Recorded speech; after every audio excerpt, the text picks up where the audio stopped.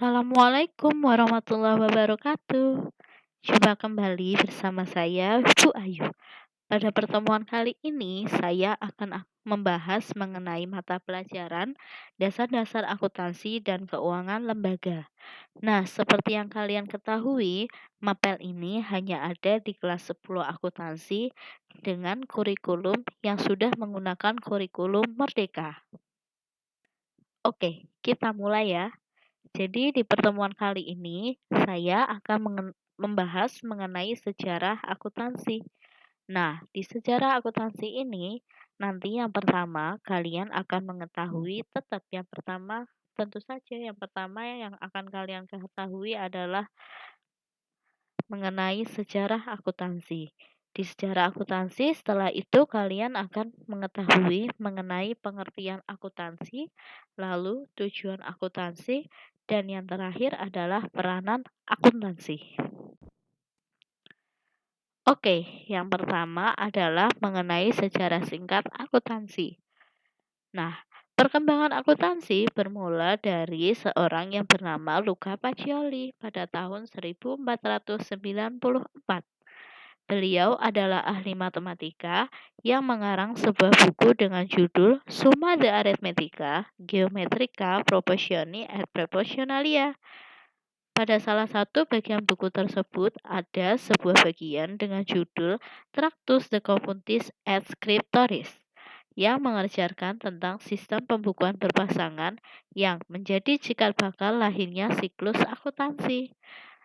Nah, kemudian akuntansi mulai diterapkan di Italia setahun setelah buku tersebut dipublikasi, sehingga beliau sering dikenal sebagai Bapak Akuntansi. Nah, lalu untuk pengertian akuntansi sendiri itu dibagi menjadi dua. Ada menurut bahasa dan juga menurut para ahli. Sekarang kita akan belajar menurut akuntansi menurut bahasa terlebih dahulu ya. Oke. Nah, ini dia. Untuk akuntansi menurut bahasa itu ada yang pertama tu akun dengan arti memperhitungkan atau mempertanggungjawabkan. Dan yang kedua, akuntansi itu yang berarti hal-hal yang bersangkutan dengan sesuatu yang dikerjakan oleh akuntan. Nah, sekarang kita belajar mengenai akuntansi berdasarkan para ahli. Yang pertama adalah menurut AECPA atau American Institute of Certified Public Accountant.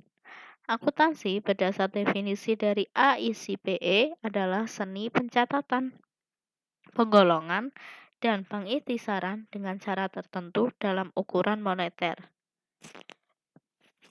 Transaksi dan kejadian-kejadian yang umumnya bersifat keuangan termasuk menafsirkan hasil-hasilnya. Artinya, akuntansi merupakan seni mencatat, menggolongkan, dan menyusun ikhtisar kejadian atau transaksi keuangan yang selanjutnya disajikan dalam laporan keuangan.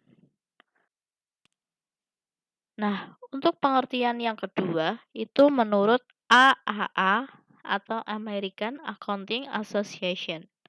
Akuntansi menurut AAA adalah proses identifikasi, pengukuran, dan pelaporan informasi ekonomi untuk memungkinkan adanya penilaian dan keputusan yang jelas serta tegas bagi pengguna informasi tersebut.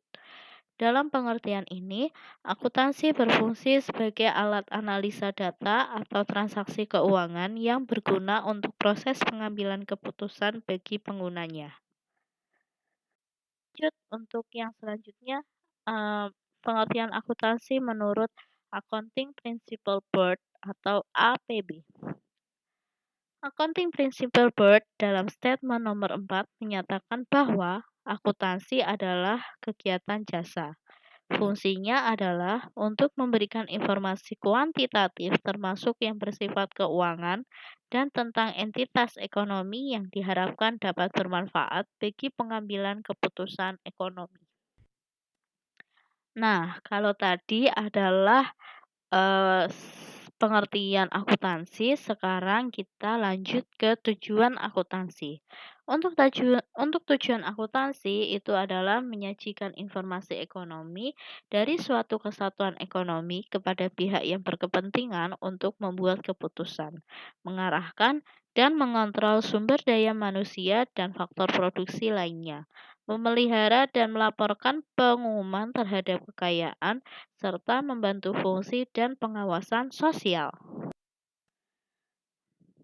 Kita lanjutkan yang selanjutnya mengenai peran akuntansi.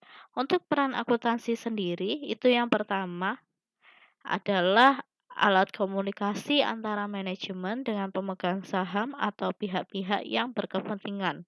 Dua, alat pertanggungjawaban para pengelola sebagai agen yang ditunjuk oleh pemilik perusahaan atas usaha-usahanya.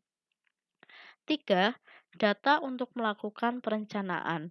Empat, mencerminkan kinerja suatu organisasi dalam suatu periode tertentu. 5. Mencerminkan posisi keuangan suatu perusahaan. Dan 6. Dasar atau referensi untuk pengambilan berbagai keputusan keuangan dan non-keuangan. Nah, sekarang kita belajar mengenai akuntansi berdasarkan para ahli. Yang pertama adalah menurut AECPA atau American Institute of Certified Public Accountant. Kita lihat yang pertama adalah pihak internal, ya. Untuk pihak internal di sini ada pemilik atau investor, ada manajemen dan ada karyawan. Jadi mereka ini membutuhkan informasi akuntansi itu tergantung dari kepentingannya. Contohnya yang pertama adalah pemilik atau investor. Ya, seorang pemilik atau investor itu akan membutuhkan suatu laporan keuangan atau informasi akuntansi untuk melihat sebagaimana prospek usahanya, ya. Kalau dilihat prospeknya itu maju, maka investor atau pemilik akan menambahkan modalnya untuk usaha tersebut sebagai kemajuan usahanya. Nah, lalu kedua ke pihak manajemen. Mengapa pihak manajemen itu membutuhkan informasi akuntansi? Karena jelas pihak manajemen adalah pihak yang mengatur mengenai perusahaannya, ya. Jadi manajemen itu adalah sebagai pengelola usahanya. Kalau usahanya berjalan lancar, itu akan dilihat dari laporan keuangan yang mempunyai laba yang besar. Oleh karena itu, pasti pihak manajemen akan mendapatkan reward atau mendapatkan bonus atas kinerjanya selama ini. Yang selanjutnya adalah karyawan. Mengapa karyawan itu memerlukan sebuah informasi akuntansi? Karena di sini karyawan itu akan melihat juga bagaimana prospek dari usaha yang ia naungi atau yang dia bekerja di sana, begitu. Kalau misalnya di informasi keuangan terlihat labanya itu meningkat, ada kemungkinan bahwa gaji karyawan atau bonus atau tunjangan lainnya juga akan meningkat, ya. Di informasi keuangan juga memperlihatkan bagaimana kinerja dari seorang karyawan.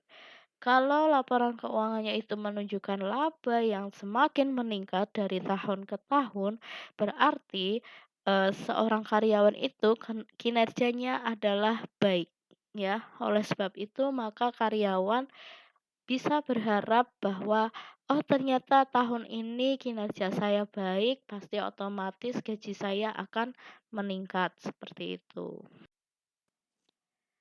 Oke, kita lanjut ke pihak eksternal selanjutnya. Untuk pihak eksternal yang pertama ada kreditur, ya. Mengapa kreditur ini kok membutuhkan sebuah informasi akuntansi? Ya, perlu kalian ketahui dulu bahwa kreditur itu adalah seseorang yang memberikan pinjaman atau memberikan hutang kepada pihak perusahaan. Ya, kalau kreditur itu adalah yang memberikan pinjaman, maka yang meminjam itu disebut dengan debitur. Ya, kreditur di sini membutuhkan sebuah informasi akuntansi karena kreditur akan menentukan bahwa perusahaan ini layak atau tidak untuk diberikan sebuah pinjaman. Mengapa dikatakan seperti itu? Karena jika laporan keuangannya itu menunjukkan kinerja yang baik atau memperoleh laba, ya labanya meningkat dari tahun ke tahun, berarti perusahaan ini prospeknya bagus. Jadi kalau misalnya diberikan pinjaman, otomatis perusahaan ini akan bisa untuk mengangsurnya atau membayarnya seperti itu. Ya. Lalu yang kedua, pihak eksternal yang kedua itu ada pemerintah. Untuk pemerintah, mengapa pemerintah kok memerlukan informasi akuntansi? Karena pemerintah di sini selain sebagai agen regulasi atau penentu kebijakan ya, pemerintah juga akan menentukan besarnya pajak yang akan dibayar oleh perusahaan gitu. Lalu setelah itu konsumen. Mengapa konsumen kok memerlukan informasi akuntansi? Karena konsumen itu, berhak tahu ya, sebagai konsumen itu kadang ingin mengetahui, kita itu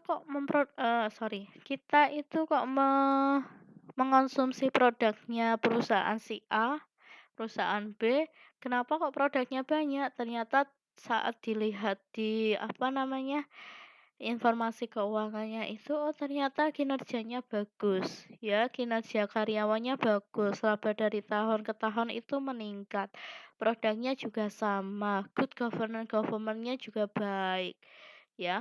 Akhirnya sebagai konsumen itu akan percaya bahwa produk yang kita beli dari perusahaan itu tuh memang bagus begitu, ya.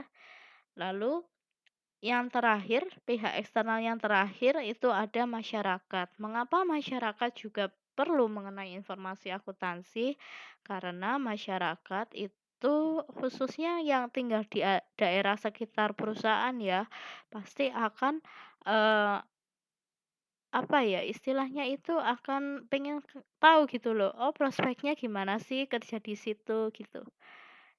Bagaimana, kinerja kerjaannya ya, bagaimana kerjanya, bagaimana kinerja perusahaannya.